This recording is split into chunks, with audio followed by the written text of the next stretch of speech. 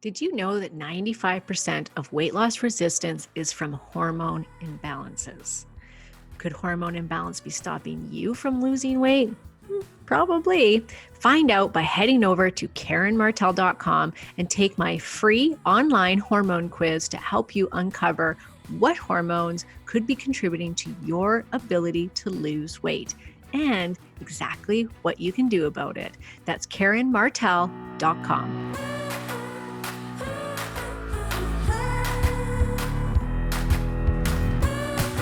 You're listening to The Other Side of Weight Loss. I'm your host, Karen Martell, transformational nutrition coach and expert in women's weight loss and hormone health. If you are ready to go beyond diet and exercise, then tune in each week to hear from leading experts in psychology, nutrition, and spirituality as we explore the many avenues of what it really takes to lose weight and feel your best. Growing up, I had to eat everything on my plate at dinner time. I'm sure you probably grew up in the same kind of a household. I think that was pretty common practice and still is to this day, where you are to eat everything your mother or father serves you for dinner. And I can remember sitting at the table for hours. Well, it seemed like hours. Looking back, I highly doubt it was hours, but I know that, like, I can very vividly recall, like, my parents being in the living room, winding down, watching TV. They had eaten their dinner, and my sisters and I sitting at the kitchen table with a cold plate of food in front of us and literally gagging as we were eating, trying to finish everything on our plate. And I remember taking the food and trying to find little crevices under the table to stuff it into so that I wouldn't have to eat it. So there's nothing worse than trying to eat when you're gagging on it. But that was the rules in my household. You ate everything on your plate. And this was a pretty uh, daily occurrence, probably, at least close to it. And I really believe that it scarred me for life. I could hear my mom's voice telling me in my almost 44 years of life to finish everything on your plate. Don't waste your food, ringing in my head constantly. And I think, like many, I have a very hard time throwing food away or not finishing what's on my plate. And it hasn't been until the last couple of years where I really have made a point of not guilting myself out for not finishing stuff on my plate and for wasting food. And I can clearly hear Oprah Winfrey saying, I don't know where she got it from, but I know that she said it, where she said somebody told her throwing away food doesn't help the starving children in Africa. And I thought, yeah, that is a good point. So I say that to myself constantly, which is by me overeating this food, I am not helping anybody. It's just going through my system, right? Yes, I kind of waste my money, but am I when you really think about it? I don't like to waste food, but anyways, in today's podcast, you guys, this is what we're talking about. We're talking about overeating, overcoming overeating, that is. And we're not just going to talk about those tricks of the trade that we've all heard before from Oprah Winfrey and from other people, which is things like, eat from a smaller plate, which I do actually. Eat slowly, put your fork and knife down between every bite. I don't do that. There's many little bits of advice out there in the dieting world to help you not overeat your food. But in this podcast, I'm going to dive deeper, and we're going to be talking about the psychological, the hormonal, and the emotional reasons for overeating and what you can do about it. So starting with psychological, which is so important to understand. This is the thing, you guys. You got to understand what's going on inside your brain because we all beat ourselves up when we overeat, myself included. But when you understand, I believe when you understand what's really going on inside, it can really help you to get control over your eating. Knowledge is power. And this is what the podcast is going to be about today. It's a deep dive into what is really going on in there. Because we blame ourselves for overeating constantly. I mean, we say things like, why can't I stop? I know better. If only I had control. I am weak.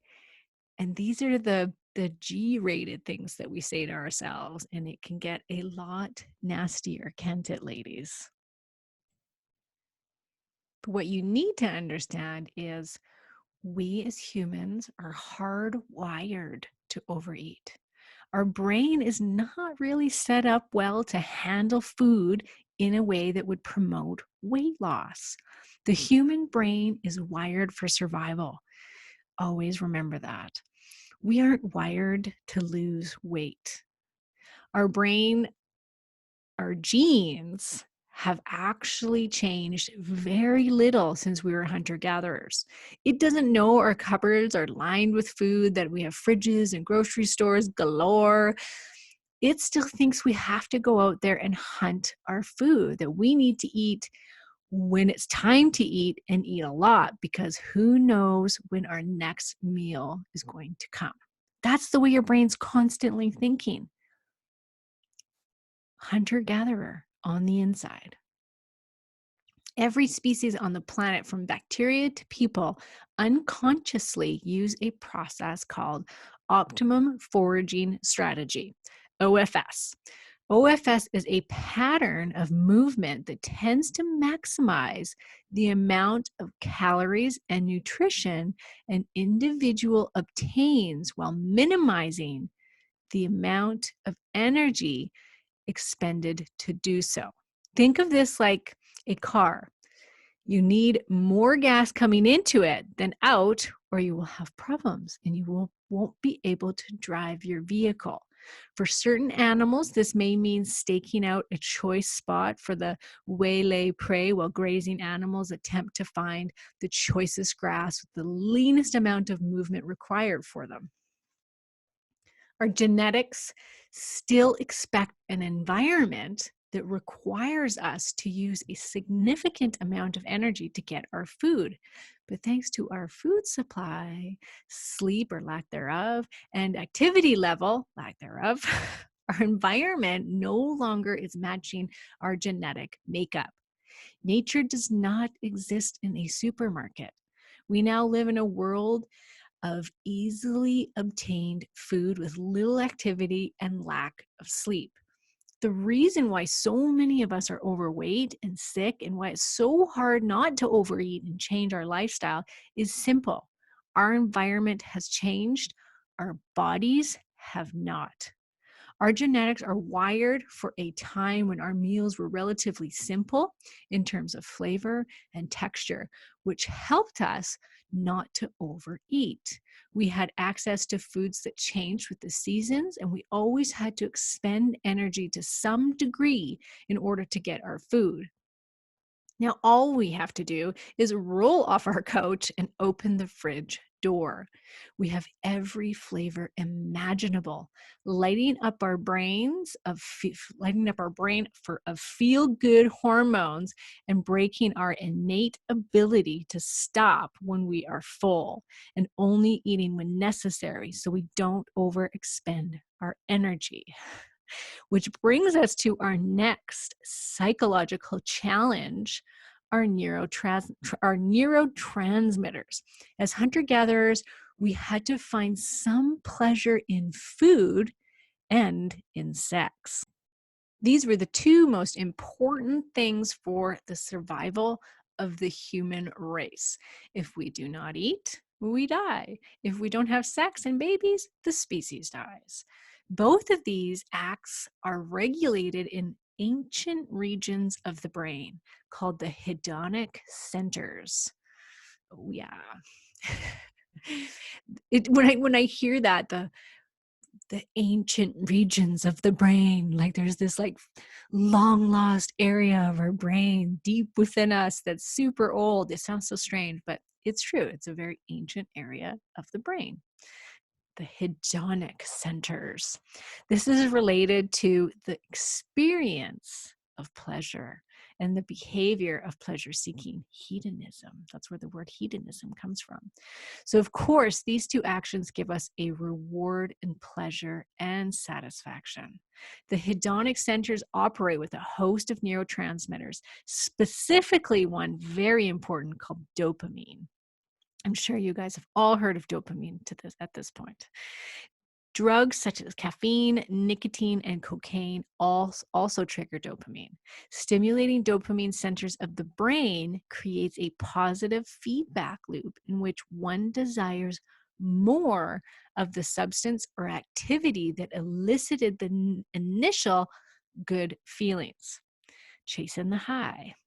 Unfortunately, though, the initial amount of the chosen vice, whether that be drugs, alcohol, or sex, or food, many other things, that set off the dopamine will not give us the same amount of dopamine feel-good feelings that it did the first time.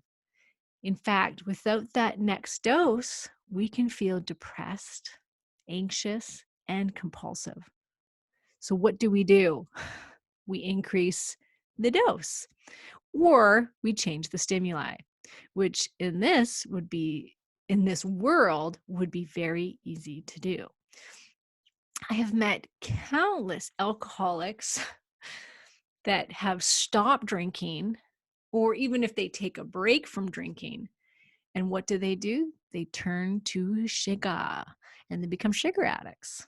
A good friend of mine, every time she says, "Oh, I'm going to stop drinking for a month," or whatever it is, every time she's like, "Oh my gosh, all I do is eat when I stop drinking." And I'm thinking to myself, yes, because you are switching out one dopamine fix for the next.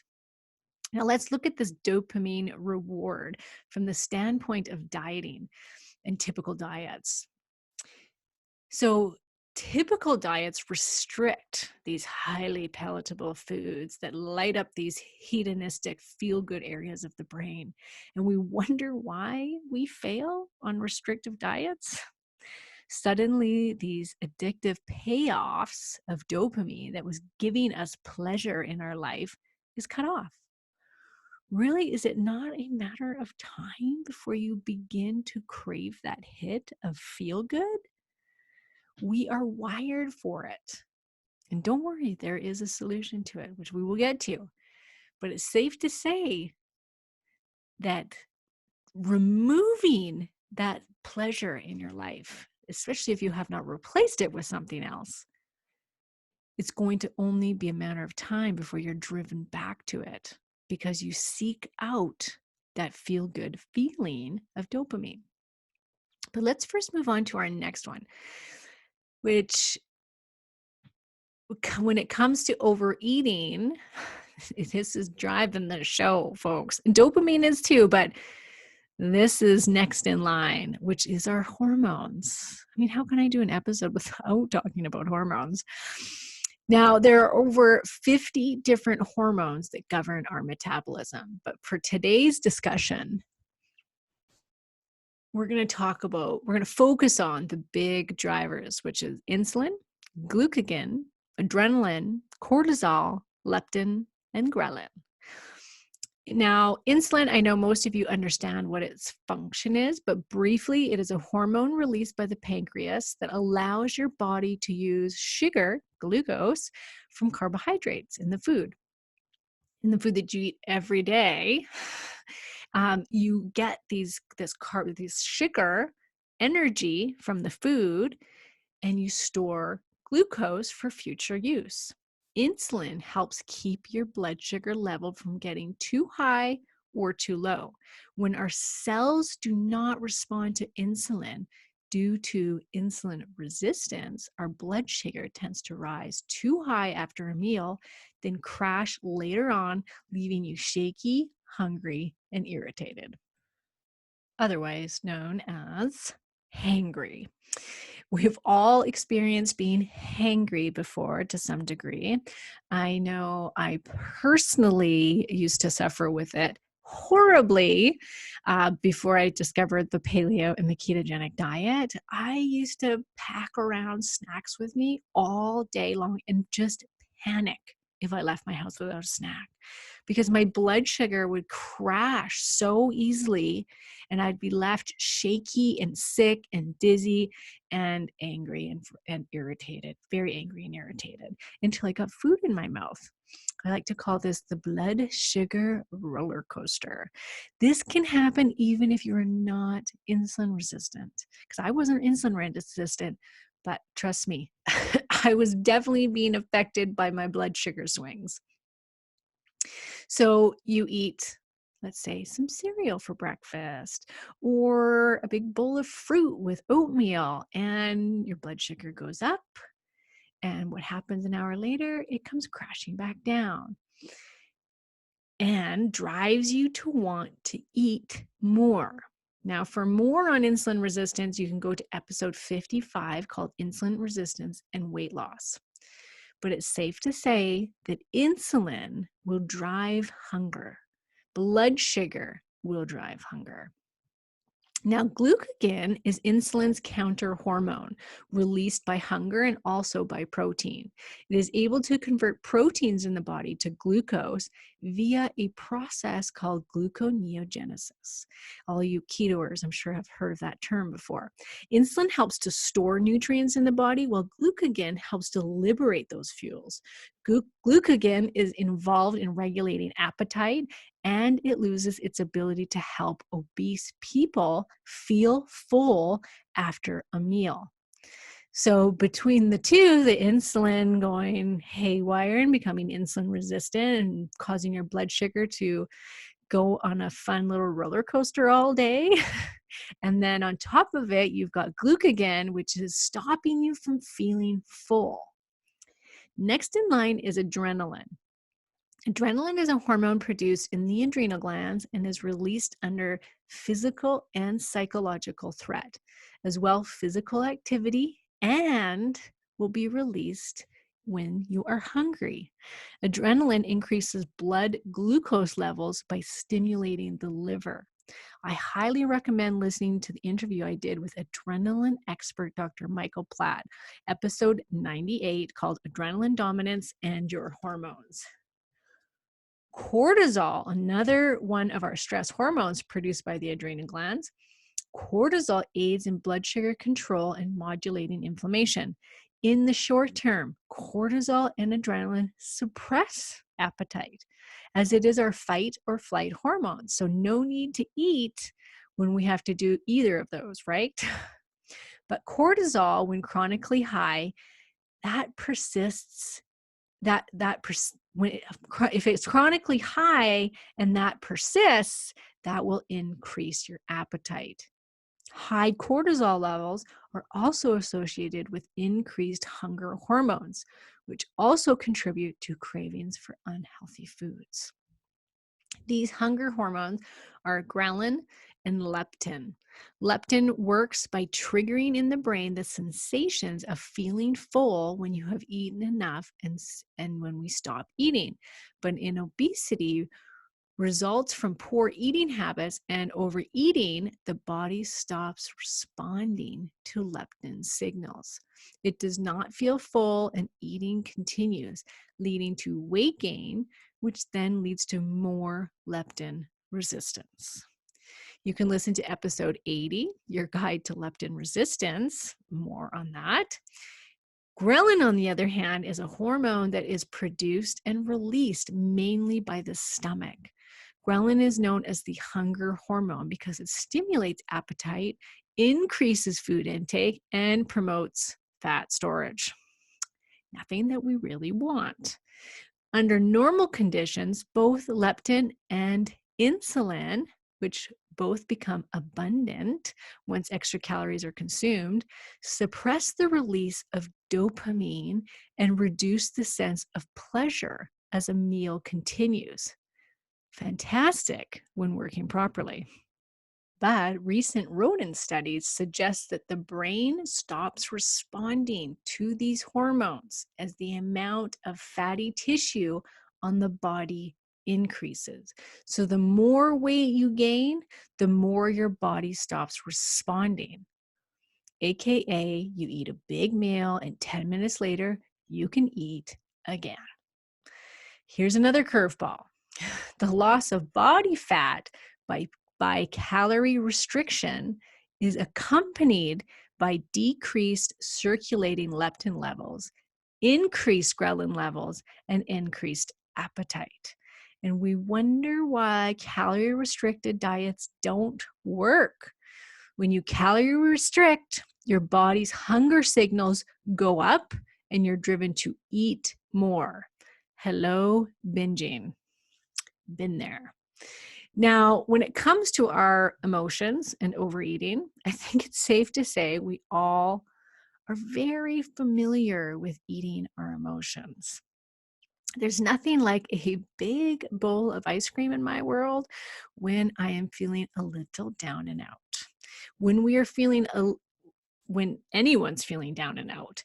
But now we know why. Go back to the beginning of this podcast where I talked about the hedonic areas of the brain that release dopamine and that feel good hormone. When we eat highly palatable foods, unfortunately, broccoli does not trigger dopamine the same way. I wish. A new brain scan study suggests that there is a gender divide in the way men and women process the experience of eating. Women's brains, it appears, may favor a more emotional response to the eating experience, while men are built to focus on how food satisfies the senses. Once again, just a not fair thing between us between us women and men. A woman's brain seems to draw a significant neurological link between food and the part of the brain that processes emotions.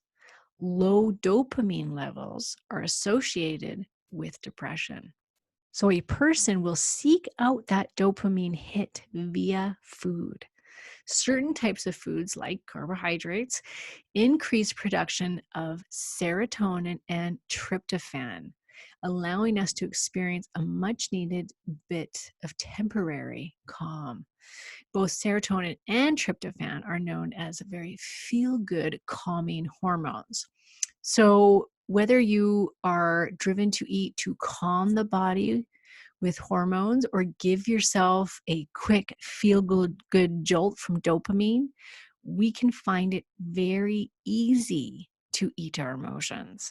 When we think of emotional eating, we tend to associate with feelings of depression, anxiety, stress, fear. But a very common emotion that drives eating is actually boredom.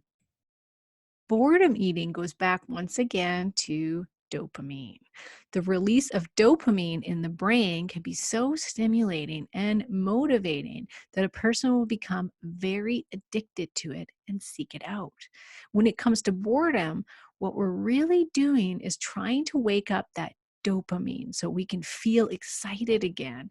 And in the absence of of other dopamine rewarding activities like drinking, drugs, sex, etc., any sort, we can easily trigger that dopamine by reaching for a slice of cake. And voila, not so bored anymore. One survey study recently found that the happiest moments of a typical participant's day were the ones where he or she was eating something. Now, before you go wrap yourself up in a blanket of doomsday and eat your chocolate cake thinking, what hope do I have here, Karen? I can never stop overeating. Trust me when I say there are so many things you can do here. Starting with the whole dopamine rush. Now, I am no expert, no addiction expert by any means. However, I am no stranger to recovering from addiction. I have successfully quit binge eating in years of bulimia. I have successfully quit drinking after a good 20 years of uh, binge drinking pretty hard. I have successfully quit toxic relationships. I have successfully quit using drugs. I have successfully quit all sorts of very destructive behavior. And I did this by diving deep into some very painful past experiences and getting professional and alternative help through counselors and a whole plethora of different types of spiritual healers. Now, that's me. That is what worked for me. It could be something completely different. But I think what is a great first step is to realize that food can give you this very addictive payoff from dopamine. Some people are said to be less sensitive to dopamine, therefore need more of that said stimuli, in this case, food, in order to feel that feel good payoff. So, understanding that, understanding yourself, and understanding that you are addicted to that feel good transmitter, dopamine, is step one. Step two, switch the stimuli to something more positive. Don't take away something that makes you feel better without replacing it. If you try to use willpower, well, we all know how that ends. And usually it happens quite quickly. Remember that humans are wired for pleasure. We are wired to eat. So choose something that is pleasurable. Likely, this is something that may take some time and some work to discover what is going to work for you. But it could be, regular massage. And I know you're thinking, like, how does that replace a chocolate cake, Karen? Come on. But what it is you're looking at it from from the big picture in life. If you could start doing collectively a number of different things that make you feel good physically and that give you a reward, maybe not as much of a reward as the chocolate cake, but if you are taking care of yourself in a lot of different ways, then you might not need or find yourself driven to go after that dopamine high as often, right? So it could be massage, it could be walking in nature, it could be prayer, it could be community, it could be going out with some girlfriends. It could be going to see the therapist, like I know that that's not probably the feel good dopamine high, but it could still make you feel better once you're done talking about some of the stuff that is making you eat the chocolate cake, right? Now I use chocolate cake as an example. If I'm talking about myself, I'll talk about ice cream. But each of us have our own little devices. It could be chips, it could be cookies, it could just simply be overeating anytime that we eat. It could be overeating throughout the entire day just because eating makes us feel better. It helps to combat that boredom. So getting out and trying to find these things that can replace that dopamine high, I think is so key. You cannot take it away without replacing it. Okay? Next, stop bullshitting yourself. I did a whole episode on this. I'll link to it in the show notes. If ice cream lights up that hedonic center of your brain, why do you have it in your house? It could be chips, cookies, whatever. Get them out of the house. If you have some vice that you lose all control over, do not buy it. Don't convince yourself to buy it. I've been there too, where you're like, oh, I'll be fine. I'll just have a little bit. No, I know now, like, if I need ice cream, I go out, I buy myself like an ice cream cone at the store or an ice cream bar or one of the little Haagen-Dazs containers, and that's it. I don't keep it in my house because even if I didn't want it, even if I had no desire for sugar whatsoever, if I know it's in my freezer, I just go eat it. So know yourself and know your triggers. And once again, replace it with something else, right? So if you're a chocolate fanatic, well, go for some really dark chocolate. I know it's nowhere near as satisfactory as the creamy milk chocolate, but at least it's chocolate and it's something that you're going to be able to replace the really sugary one with so that you give yourself something. Make it really good dark chocolate. Go, like, you can get mint, you can get all these different flavors, ones with nuts in it, whatever.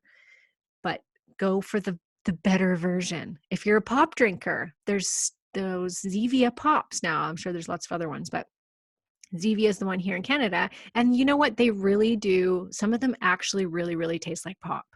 And they're sweetened with erythritol so that there's no sugar in them. And you can get them in Coca-Cola and root beer and cream soda. So it gives you that bubbly feeling like you're getting something. If it's chips, why don't just bake your own, like slice up some sweet potato or some potatoes and put some olive oil and some sea salt on it and throw them in the oven and have a bowl of chips. Make kale chips. If you like ice cream, make a smoothie bowl. Like there's all these little things that just can give you that little like feeling like you got it. Not quite, but it's kind of there.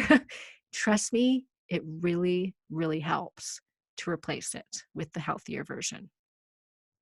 As for our hormones, now I have done entire podcasts on all of these. So I will link to those in the show notes. Each of those episodes will give you incredible tools for combating each of them. But in short, as always, I will say, eat a primal-based diet, intermittent fast, lower inflammation, and de-stress your life today, not tomorrow, today. As for emotional eating, as you can now see, emotional eating ties into the dopamine payoff. No diet in the world can solve emotional eating. Get that through your head, okay? No amount of dieting in the world or no diet in the world can solve emotional eating, because where do we always turn? We always turn to the diet. Well, that didn't work. I found myself overeating and binge eating the next day, the next month, the next week. Oh, I did 30 days keto, and then I ate everything in sight and every carb that I could get my hands on. And it's been a runaway train ever since. Well, do not keep searching for the next best diet to cure the emotional overeating problem. And I have people come to me all the time asking me, well, how can I eat? What diet should I do? Et cetera, et cetera. I want to try keto again, even though it failed 500 other times. It's like, come on. I want you to get it through your head. You got to stop looking to the diet. I mean, the diet helps. Like I said, I think lowering inflammation, eating a primal-based diet, all of these things help the body take the stress load off the body, which then helps you to eat better. It stabilizes blood sugar. It's good for your hormones. All of these things. It naturally creates a caloric deficit. You don't tend to overeat paleo-based foods, et cetera, et cetera. But you can't stick with it if you're an emotional eater and you are in search of the dopamine payoff.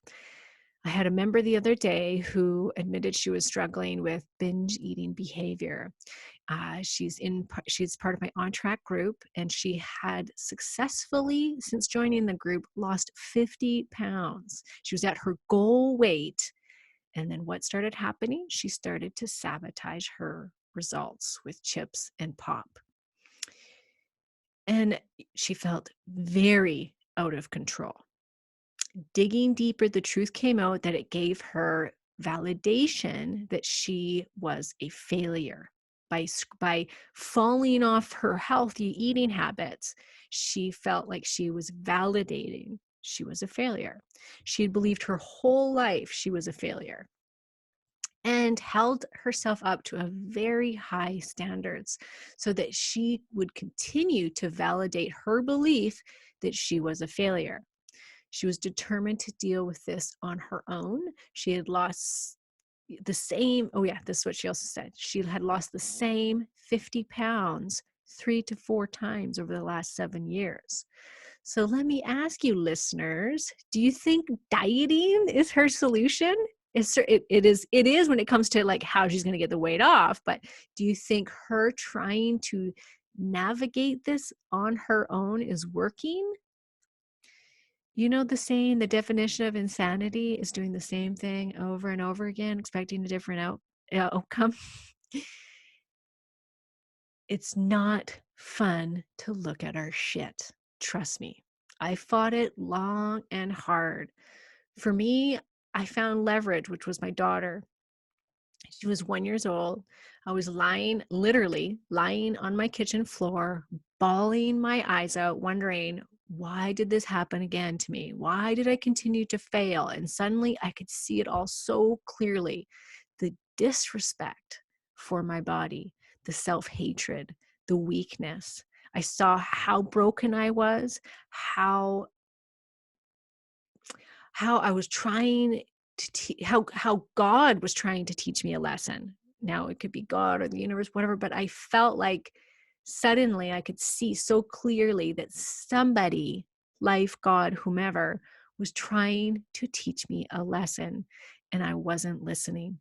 I was refusing to listen. Why? Because I knew that I had had a shitty past. I knew what was wrong with me. No counselor could tell me anything I didn't already know.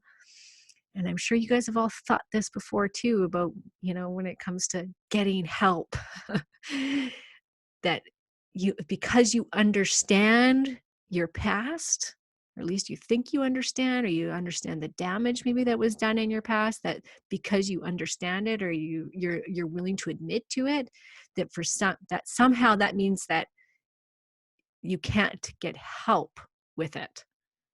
Right? That what could a counselor, like I said, like a psychologist, counselor, therapist, whatever, they couldn't tell me anything I didn't already know. That was my belief. But the truth of it really was, I was so freaking scared to go down that road, to relive my traumas, and so afraid of failure. What if I couldn't become better? What if I couldn't become stronger? What if I couldn't become lovable?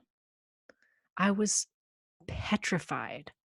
But it was in that moment of lying on the kitchen floor and seeing my 1-year-old daughter, and I saw her life pass before my eyes, and realizing that if I didn't heal this pattern of self-destruction, that she would repeat it. Not only would I repeat it, but she was going to repeat it. And I could see it so clearly, that it wasn't just me that was going to get affected by this, that this was going to keep happening to over and over and over again. I knew that without a shadow of a doubt, but I also knew it was going to happen to her, because what do kids do?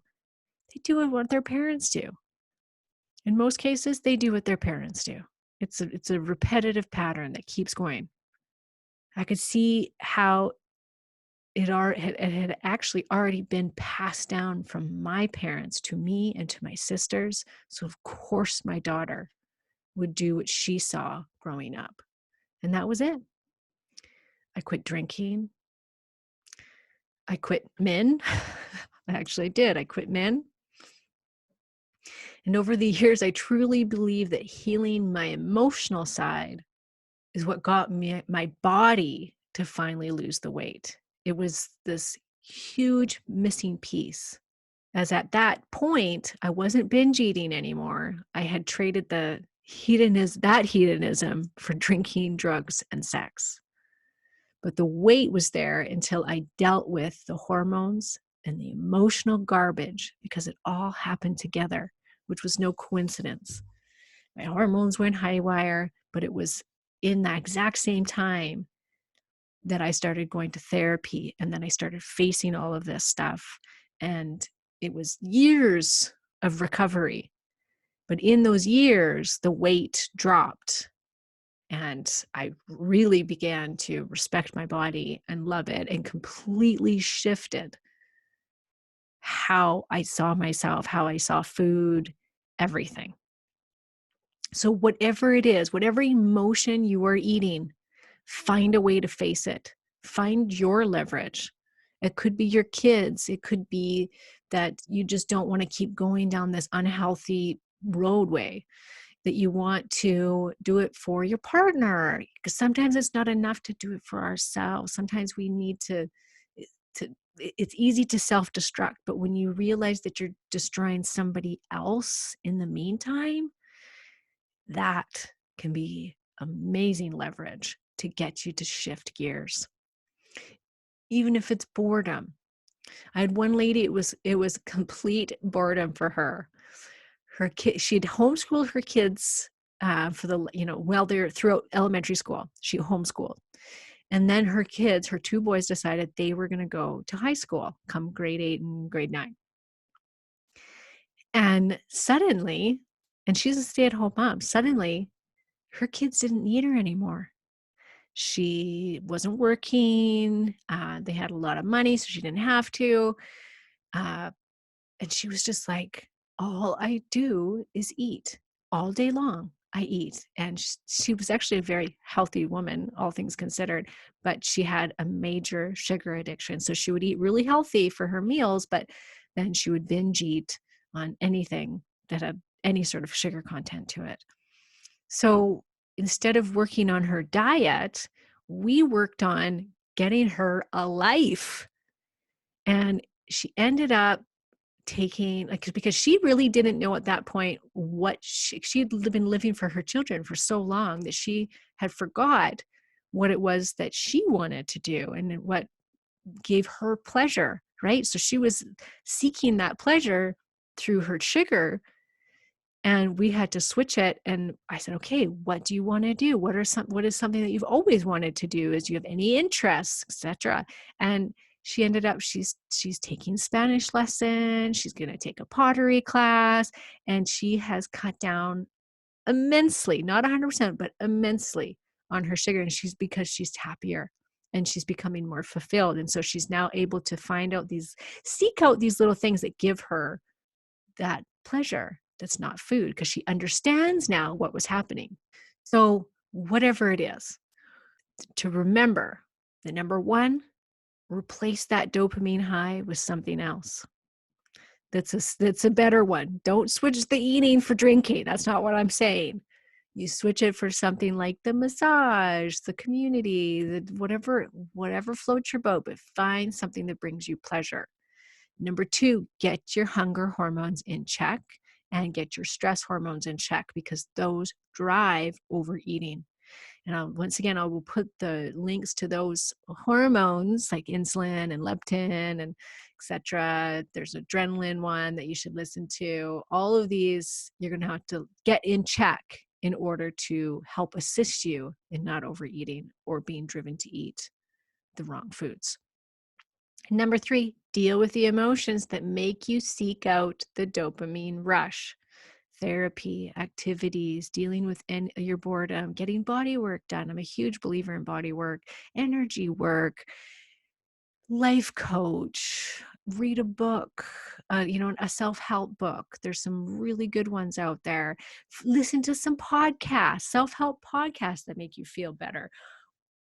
Just be proactive and quit looking to the diet, like I said, and start looking to all these other little factors that are the root cause of the overeating, and you will overcome the overeating.